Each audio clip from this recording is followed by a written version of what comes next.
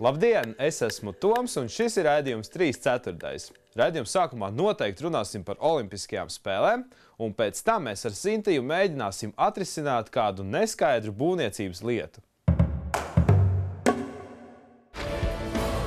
The Sochi Games will showcase winter's biggest star. Par olimpiskajām spēlēm šobrīd dzirdam ļoti daudz. Kā izrādās, tepat Latvijā, Rīgas centrā, ir atklāta olimpiskā stacija. Skaidrojām, kas tas tāds ir. Latvijas dzelzceļš, kā viens no Latvijas olimpiskās komitejas atbalstītājiem, 7. februārī atklāja šeit mūsu tā devēto olimpisko staciju. Tā ir iespēja gan cilvēkiem, stacijas apmeklētājiem baudīt šeit olimpiskās spēļu sajūtu, skatoties to visu šeit uz lielā ekrāna, kā arī nodot sveicienus mūsu sportistiem, elektroniskā formā nosūtot viņus, lai palīdzētu viņiem sagatavoties startam. Tātad ik viens var nodot sveicienu mūsu olimpiešiem, bet vai sportistiem reāli tas var palīdzēt? Protams, ka palīdz. Tas ir sevišķi tā ir tāda neaprakstāma bauda, stimuls, kad tautietis nodot tautietam sveicienu un tur pa tautiešiem īkšus un novēl visus labākos startus un veselību, izturību un panākumu sportā un pēc iespējas augstāk nostartēt un savā līmenī un vēl mazliet pakāpties augstāk, un tad būs viss kārtībā.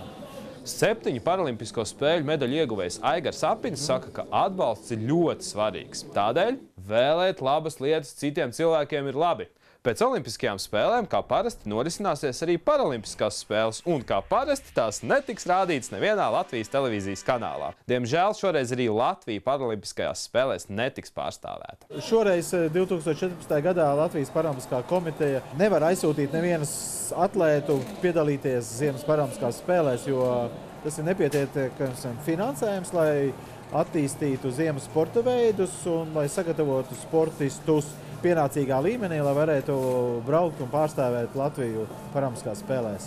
Žēl, ka tā, taču Aigars savu apsveikumu mūsu olimpiešiem nosūtīja. Labdien! Sporta draugi un visi līdzjūtēji gribu nodot sveicienus brāļiem Dukuriem, lai viņiem veicās šajās olimpiskās spēlēs un parāda augstāko sniegumu Latvijai. Paldies! Jau tālajā 2012. gadā Latvijas Mākslas akadēmija paplašināja telpas. Tika izbūvēts jauns korpuss. Celtniecību finansēja Eiropas Reģionālās attīstības fonds, un viens no galvenajiem projekta uzdevumiem bija nodrošināt studiju iespējas cilvēkiem ar funkcionāliem traucējumiem. Kas svarīgi, visiem celtniecības objektiem, kas tiek finansēti ar Eiropas struktūra fondu līdzekļiem, vides pieejamība ir jāievēro. Jauna un pieejama augstskolas ēka. Skan taču lieliski, vai ne? Taču projektā tika atklāti vairāk pieejamības pārkāpumu, tāpēc mēs ar Sintiju devāmies noskaidrot, kas tur īsti nav kārtībā.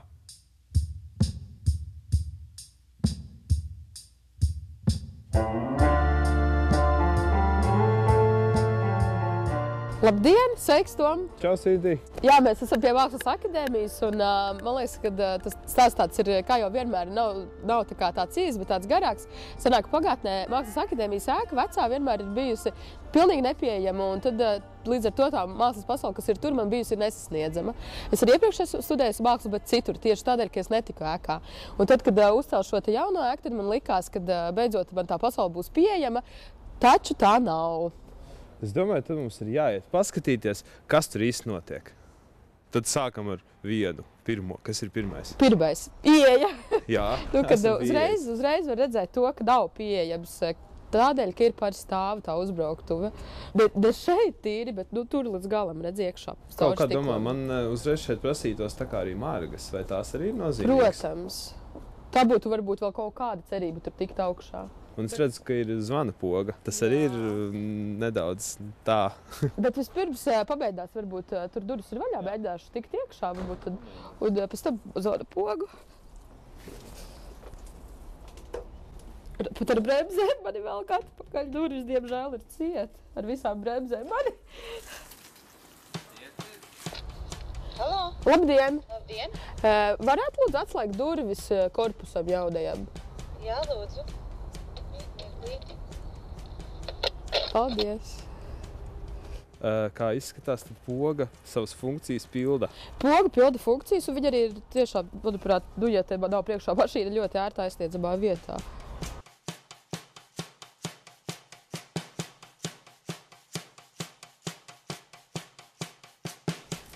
Kā tu jūties? Nu? Vajag, jā? Jā. Jo augstāk, jo grūtāk, protams. Vēl atpakaļ. Principā, tev neiespējami, vai ne? Nē. Tas var beigties tiešām ļoti bīstami. Esam augšā.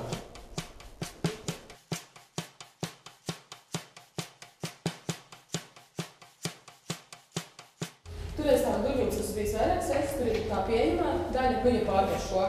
Bet šeit atkal viena tāda nianse, par ko ir tā piemirst, ka tomēr nav visiem pieejams, jo es netieku augšā uz balkoniņu. Bet, zini kā, ja te ir viens šampaniešu glāze, ja? Tā, uzmanīgi.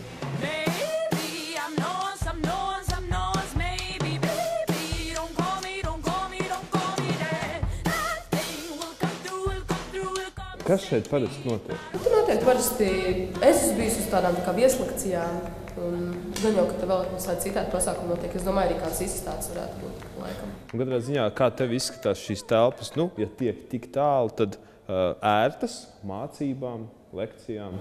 Es domāju, ka jā, šeit ir pietiekami plašs. Nu, te jau var, protams, atkal koriģēt, un bīdīt visas tās sienas un likt kā vajag. Tagad iesim ārā, un tā sajūta ir tiešām, ka atrasties tāda milzīga stāva kalna galā, un tad, nu, ka nevar saņemties, lai nobrauktu. Plus vēl galā var redzēt, ir tas stikls un tās durvis, tad nu, tiešām bail, ka tur varētu tā ietriekties. Bet ārā būs jātiek. Kaut kā jātiek. Tom atkal tev vienkārši man jāķer. Jā. Es mēģināšu. Tu saki, ja tev vajag ķert. Turi? Es turu. Jūtu, ka velk. Es arī jūtu tagad. Jūtu? Jā, es jūtu. Vairāk un vairāk. Rekad, es neturu. Nu, kā tev ir pašam noturēt? Arī daudz nebas tik vienkārši, vai ne? Ir tā, es jūtos atbildīgs par tevi. Jā, pak tur maliņa vēl ir.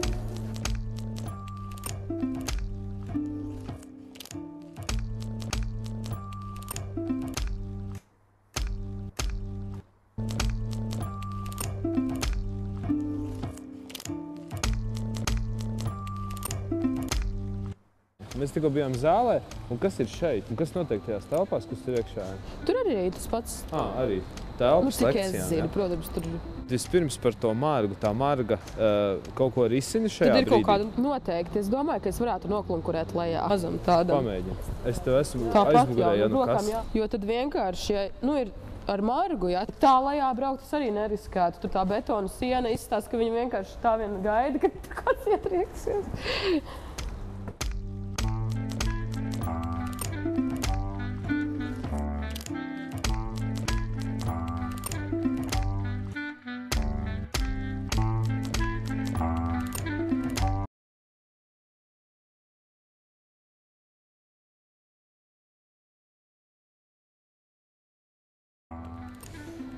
Tikko redzēju ļoti labu piemēru, kā vecais var apvienoties ar jauno. Paskaties, šeit ir Vēsturiskā Mākslas akadēmijas ēka, kurai piebūvēts ir klāt jauns objekts, lai būtu pieejams visiem, bet vai ir pieejams? Nu, kā mēs tikko pārbaudījām ar tevi, to nav gan. Un, nu jā, tā sākotnējā ideja visai šai ēkai un tā doma bija ļoti skaista, bet beigās kaut kā viņa ir noplakusi, jo nav ievēroti tie vidas pieejamības standarti, kas ir paredzēti likumā, un īpaši tā ir jauna ēka, tad viņai noteikti tam visam bija jābūt. Un, redz, ar ideju vien nepietiek. Tas viss ir jārealizē un jāievēro dzīvē. Un savādāk es kā parastais lietotājs vienkārši nevaru to izmantot. Un man atkal ir jābūt tā kā atkarīgai no citiem cilvēkiem, jālūdz citu palīdzību. Žēl.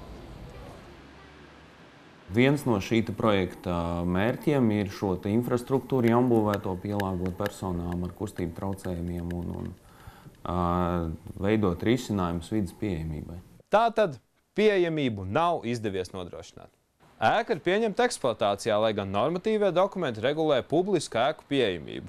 Jaunām ēkām ir jābūt pieejamām. Varbūt prasības ir pārprotamas. Viņas ir gana konkrētas attiecībā uz to, kas ir jānodrošina gan uz, teiksim, telpu platībām vai uz, nu, teiksim, pandusu slīpumiem un tā tālāk. Durvju platumiem, tā kā viņas ir gana precīzas arī uz lifta izmēriem, ja viņi tiek plānoti. Tā kā.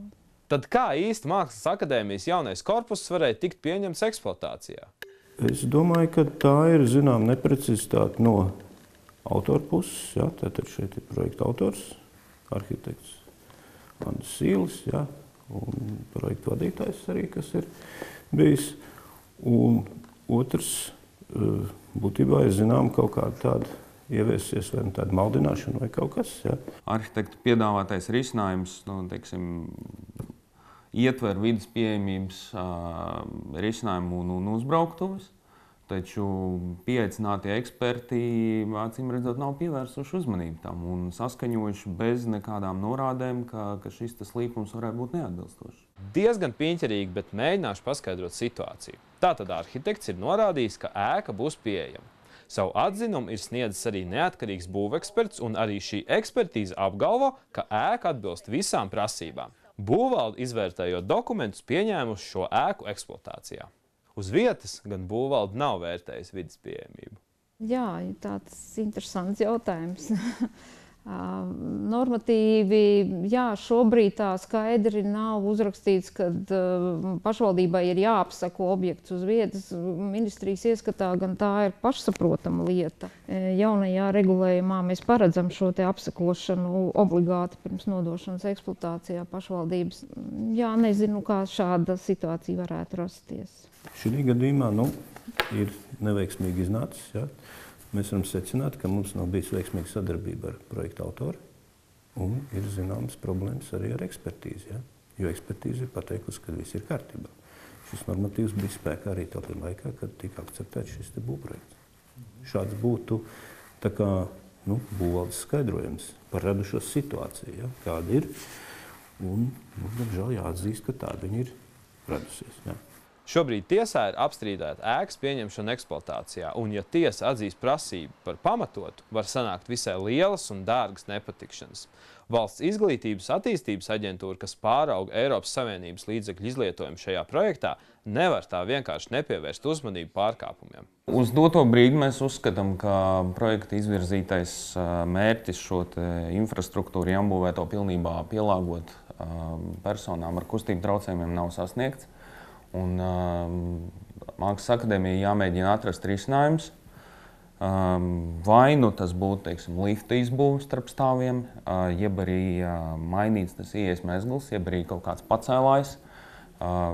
Risinājumi īstenībā ir vairāki, un tādas iespējas mēs jau pārunājām pirms šīs intervijas ar viņiem. Viņi ir gatavi darīt un iesaistīties, lai teiksim, šīs projekta mērķis tiktu sasniegts. Mākslas akadēmijai arhitektu un būvniecības ekspertu dēļ var nākties atmaksāt Eiropas Savienībai projektā ieguldītos līdzekļus.